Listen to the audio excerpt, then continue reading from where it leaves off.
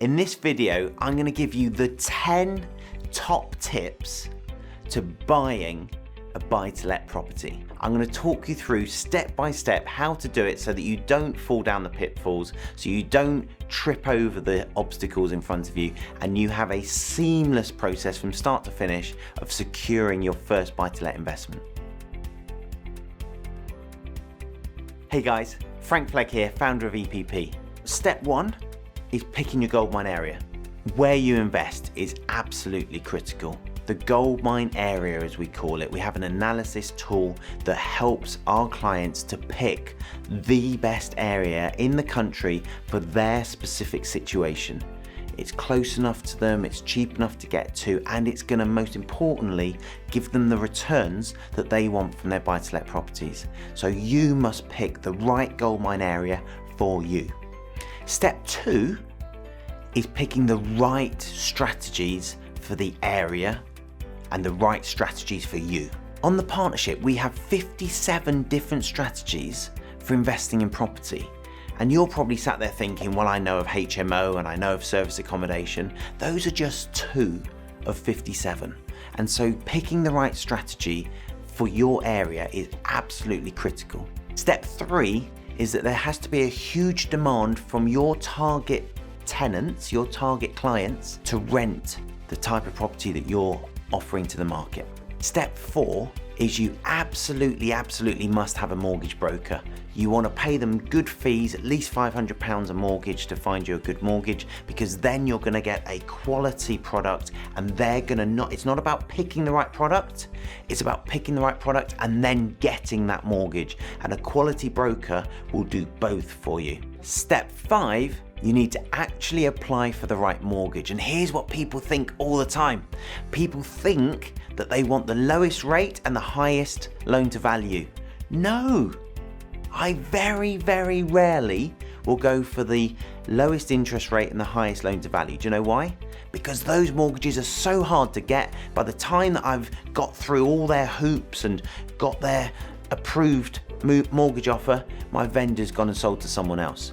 So what you need to balance with your broker, step 4, is the fact that we want a good mortgage product from a lender who's going to lend swiftly, and that's the trade-off.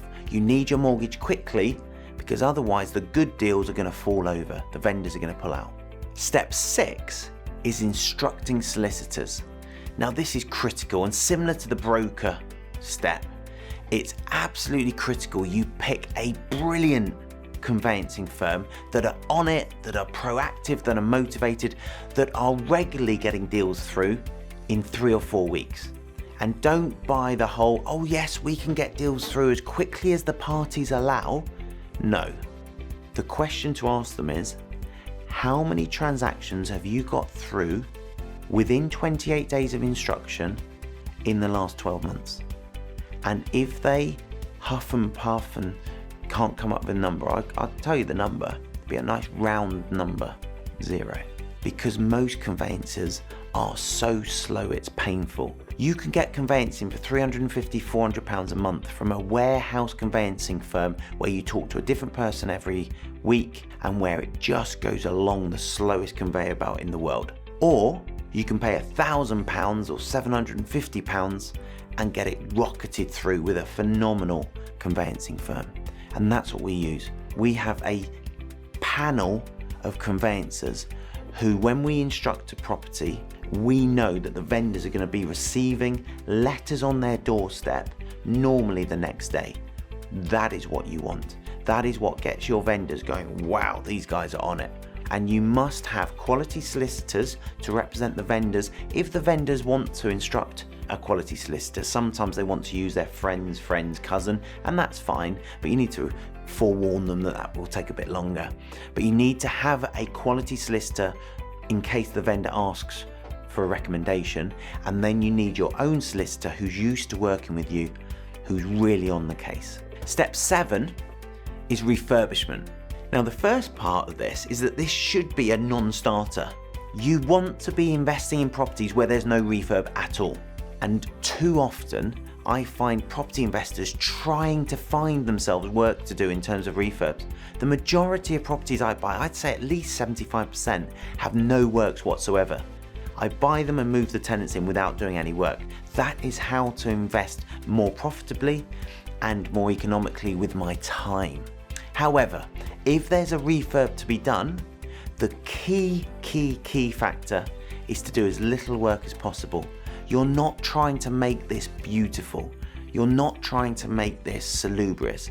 You're just trying to get it lettable for your target market. And that's why you have to decide on your target market and your strategies up front. We're doing a development at the moment. It's a 3-bedroom bungalow that we're turning into a 7-bedroom, 7-bathroom, 4-star holiday let. It's gonna sleep 18 people. It's beautiful.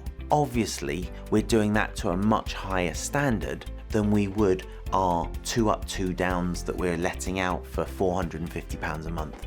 So you do the refurb to the minimum standard that's appropriate for the tenants you're gonna move into the property. And I see this all the time where people overspec by not £1,000 or £2,000, by £5,000 or £10,000. And what people forget is they go, well, you know, I paid £200,000 for the property, what's an extra 10 grand? No, once you've bought the property, forget about what you paid for it. Now it's all about return on investment. And the return on investment, if you make £100 a month and you overspend by £1,000, you've just used up 10 months of profitability. You've now got a break even of 10 months on that deal. So when you see people that put in 10 grand too much into a refurb and then they tell me that there's £100 a month in it, I think to myself, oh my goodness, you've just wasted over 7 years of profit. And of course, in 7 years' time, it needs a new refurb anyway. So my golden rule with refurbs is do as little as possible appropriate for your tenant group. Step number 8 is your letting agent. It is absolutely critical that you find and maintain a relationship with a quality letting agent. And when I say a quality letting agent, what I mean is 4. If you are going to build a sizable portfolio, my recommendation is that at all times you have at least 4 quality letting agents that you're working with. And the reason for that is that letting agents get tired, letting agents retire, letting agents get busy, letting agents get worse, and letting agents sell. And I've been stung by this previously. If you have your whole portfolio with one letting agent, it's just too much risk to put with one company. So at all times, I might not have it evenly split, I might not have 25% with each letting agent, but you definitely want to have at least a couple of properties with 4 different letting agents, so that if something happens to one, you can move your portfolio across pretty smoothly and pretty seamlessly.